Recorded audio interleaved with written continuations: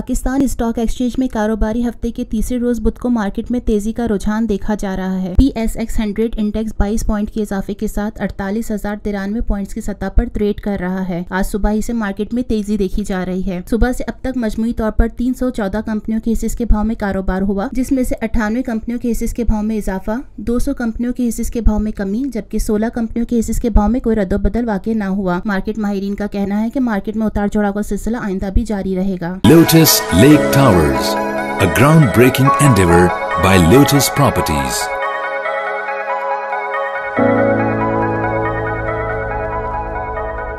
मुल्की, बैनुल-अक़वामी, समाजी, सियासी, तिजारती, सकाफती, तफरीही, मालूमाती और खेलों से जुड़ी हर छोटी बड़ी खबर का मरकज TNN TV।